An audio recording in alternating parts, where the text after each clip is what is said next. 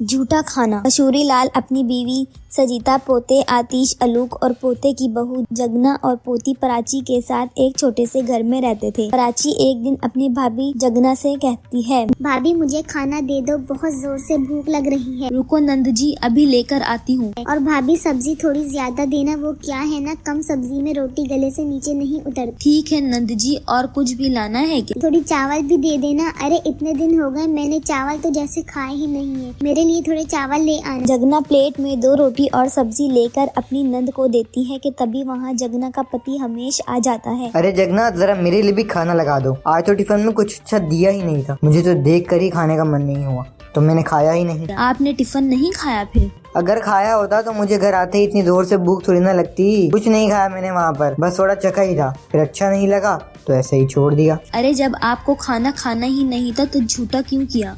अरे झूठा क्या होता है, मैंने खाया थोड़ी ना है, थोड़ा सा चखा ही था, इसे झूठा थोड़ी ना कहते हैं। मैं यहाँ खाना बना बना कर घुटती रहूं और आप लोग खाने को बर्बाद करते रहो। जगना, तुम आज के समय की लड़की हो और फिर भी तुम ये सब बोल रही हो। अगर तुम्हें बोलना है ना तो थोड़ी देर के बाद बोलना, क्योंकि अभी तो मुझे जोरों से भूख लग रही है। अरे ठीक है, लाती हूँ। जगना अपने पति के लिए खाना लेने जा रही थी कि तभी जगना के नंद अपनी थाली में बस 2 रोटी देख कर कहती है, भाभी ये क्या, बस 2 रोटी? आपको पता है ना मैं 2 रोटी नहीं खाती। अरे 2 रोटी से मेरा क्या होगा, इतने में मेरा पेट थोड़ी ना भरेगा। ये तो है, लेकिन मैंने इसलिए नहीं दी क्योंकि मैंने वो रोटी माँ जी के लिए रखी है। माँ जी ने भी अभी तक खाना नहीं खाया ना। माँ के लिए दोबारा बना देना, इससे मुझे क्या। तो आप तो देने से रही, मैं खुद ही जाकर ले लेती हूँ। प्राची खुद रसोई में जाती है और अपने लिए 4 रोटी और ले लेती है और खाना खाने बैठ जाती है। 1.5 रोटी खाते ही प्राची का पेट भर जाता है और वो बचा हुआ खाना प्लेट में ही छोड़कर अपने कमरे में आराम करने चली जाती है। प्लेट में इतना बचा हुआ खाना देखकर प्राची के दादाजी कसूरी लाल को बहुत बुरा लगता है और वो खुद से बातें करते हुए कहते हैं, ये बच्चे भी ना खाने की कीमत को जानते नहीं, लोग खाने को तरसते हैं और ये है कि खाना छोड़कर चले जाते हैं। ऐसे ही एक दिन प्राची को अपने दोस्तों के साथ बाहर जाना था। वो अपने लिए और अपने दोस्तों के लिए खाना पैक करने खुद ही रसोई में चली जाती है और देखती है कि उसकी भाभी ने नमकीन चावल बनाए हैं। वो बिना किसी से पूछे सारे चावल पैक करके ले जाती है, जिसके थोड़ी देर बाद सभी लोग जब खाना खाने आते हैं, अरे बहू खाना तो ले आओ, बेटा बहुत भूख लग रही है। जी बस 2 मिनट में लाती हूँ। हमारे टाइम में तो सारा खाना खत्म करते थे और अगर गलती से बच जाता तो उसका भी सुबह अगले दिन कुछ खा लिया करते थे। प्राची बेटा, हमेशा खाने को बचाने की ही सोचना। दादाजी दादी जी, आपको सुबह सुबह परोसन देने के लिए मैं ही मिली थी क्या? अरे मेरा खाना, मेरी मर्जी, मेरी भूख, आप लोगों को इससे क्या? आप लोगों से कुछ खाया जाता नहीं? पता नहीं हम बाहर जाते हैं तो कितनी भूख लगती है, और खाना अगर बच भी रहा है तो क्या हुआ, हमारे भीख मांगने वाले दिन आ गए हैं जो हम खाना बचाएं। हाँ, मैं कह रही थी ना, इन बच्चों को समझाने का कुछ फायदा नहीं है। इनको कुछ भी बोलो पलट कर जवाब देना आता है। अरे 2 रोटी बच जाएगी और वो कोई और खा लेगा तो बिगड़ थोड़ी ना जाएगा। लेकिन नहीं, इनको तो हर बात में बहस करनी है और अपने से बड़े को दुश्मन समझना है। बातें पुरानी हो या नहीं हो, लेकिन बातों का सही होना जरूरी होता है। दादी, मैं किसी को दुश्मन नहीं समझ रही हूँ, आप क्यों ऐसा बोल रही हो? अरे जब घर में खाना बना है तो खाने के लिए बना है ना। मैं तो ये कहती हूँ खाना जितना ज्यादा बने इतना ही अच्छा है, क्योंकि किसी को खाना कम नहीं पड़ना चाहिए, और ज्यादा बन जाए तो उससे क्या हो गया, कम से कम सबका पेट अच्छे से तो भर जाएगा। लेकिन पता नहीं आप। प्राची बस ये बोल रही थी कि तभी वहाँ कसूरी लाल का पोता हुतैश आ जाता है और वो भी ये सब सुनकर कहता है, ओहो, आज तो खाने पर गंभीर चर्चा हो रही है। लगता है फिर बाबूजी का लेक्चर शुरू हो गया है। आप लोग की तो कुछ अलग ही थ्योरी चलती रहती है। भैया दादाजी तो अपनी आदत से मजबूर हैं। इनको तो जब तक किसी को लेक्चर सुनाना दे, इनका खाना हजम नहीं होगा और ना ही नींद आएगी रात में। कहिए बाबूजी, आज किस बात पर लेक्चर दे रहे हैं आप? कुछ जरूरी बात है या आज भी फिर वही पुरानी बातों को लेकर आप शुरू हो गए हैं? और हमारी बातें सही हैं। एक बात बताओ, तुम लोग इतना खाना लेते ही क्यों हो? जब तुम खाया नहीं जाता, रोज रोज खाना बर्बाद करते हुए तुम्हें शर्म नहीं आती? और बहू बेचारी दिन भर रसोई में लगी रहती है। बस इतनी सी बात को लेकर आप दोनों ने मंडी बिठा ली है। एक बात बताओ, करती क्या है पूरे दिन घर में? अरे ये सब करती है तो इसमें क्या हो गया? आप लोगों ने भी हद ही कर दी। सही में, और ये तो आम बात है, खाना बच रहा है तो इसको फेंकेंगे नहीं तो क्या घर में सड़ने देंगे? अरे ये क्या, रोज रोज का तमाशा लगा देते हैं। वो दोनों इतना बोलकर वहाँ से चले जाते हैं। ये चीज कसूरी लाल को बहुत ज्यादा बुरी लगती है और उसी शाम घर के बाहर गाय और कुत्तों को लेकर आते हैं और उन्हें खिलाने लगते हैं। ये देखकर पड़ोसी की रूमा कहती है, अरे बाबूजी, आप ये रोटी कुत्ते और गाय को क्यों खिला रहे हो? ये अपने बच्चों को तो बहुत समझाया था, लेकिन वो तो मेरी बात सुनते सुनते ही नहीं और मेरी बातों का रोज मजाक बनाते हैं। पर रोज रोज इस तरह खाना बर्बाद होते हुए मैं नहीं देख सकता।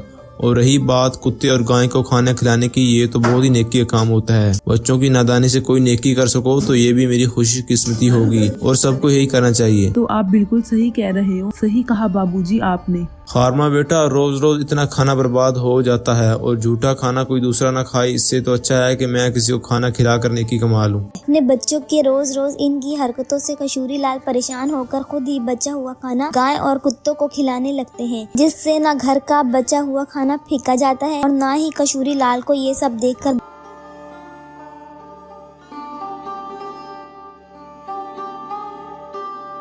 है।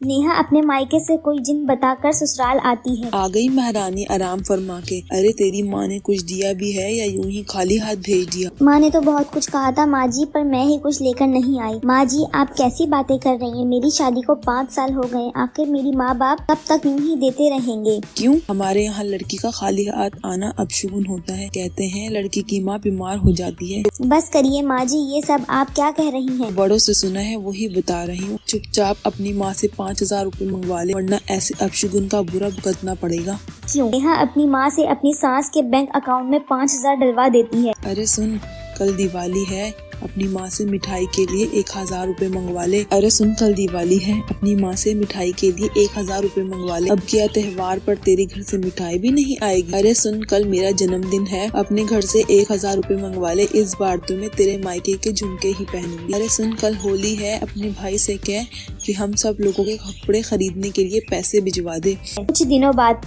अरे सुन, कल करवा चौथ है, करवा चौथ पर तो सास बहू दोनों की साड़ी बहू के मायके से ही आती है। ध्यान है ना? अपनी माँ से कह दे कि 2,000 रुपए भिजवा दे। माँ जी ऐसे रोज रोज? अरे हाँ भाई, अब रीति रिवाज है तो मैं क्या करूँ। अभी तो 2,000 ही मांग रही हूँ, कोई सस्ती सी साड़ी ले आऊंगी। भाई तेरा करवा चौथ तभी सिपल होगा जब तेरी माँ के से पैसे आएंगे। हाँ। नेहा रोती हुई वहाँ से चली जाती है। रोमा आए दिन ऐसे कोई न कोई बहाना बनाकर नेहा के माँ बाप से पैसे मंगवाती रहती है। अगली सुबह, देखो राहिल, आज फिर माँ जी ने मेरे घर से पैसे मंगवाए। राहिल आप भी?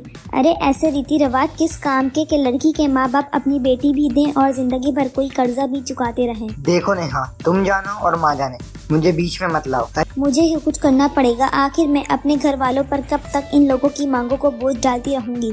माँ जी मेरे भैया को बेटा हुआ था ना? हाँ, तब से देख रही हूँ तेरी माँ को, तेरी माँ में बड़ा घुमंड आ गया है।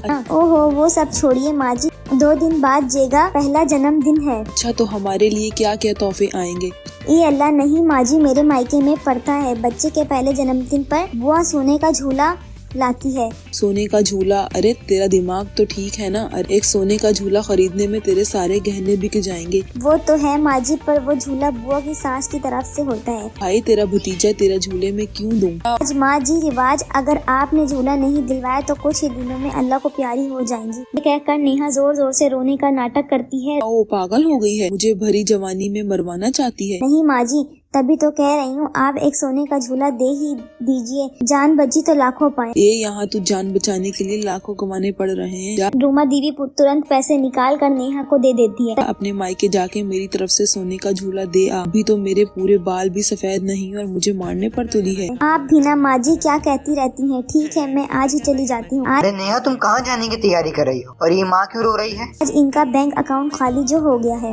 मतलब ओ तेरी की, जाने दो भाई, तुम जानो, तुम्हारी सांस जाने। मतलब रीति रिवाजों का चक्कर है। अरे छोड़िए जी, ये तो मेरे और माँ जी के बीच की बात है। ये लो माँ, मेरी तरफ से जी के लिए कुछ पैसे, अब जो ठीक समझे ले लीजिएगा। अरे नहीं नहीं बेटा, इतने सारे पैसे हम तुझसे नहीं ले सकते। क्यों माँ जी, आप तो हमेशा ही देती हैं, मुझे तो पहली बार मौका मिला है। नहीं नहीं बेटा, लड़कियों से। बस माँ, आज तक तो तुमने मुझ में और भैया में फर्क नहीं किया, फिर आज क्यों? रख लो माँ, मैं ये तुम्हारे ही दुए हुए पैसे हैं। अभी नेहा का फोन बजता है। नहीं बेटा, इस बार अपने मायके से कुछ मत लाना। अब शादी को इतने साल हो गए, ये सब चक्कर छोड़ देते हैं। अरे पर माँ जी, अब शगुन ठीक है माँ जी। अरे गोली मार ये शगन, अब शगन और इनके चक्कर में यहाँ निवाला निकला जा रहा है। शिक्षा, हमें दूसरों से इतनी ही उम्मीद करनी चाहिए जितना हम खुद दूसरों के लिए कर सकते हैं।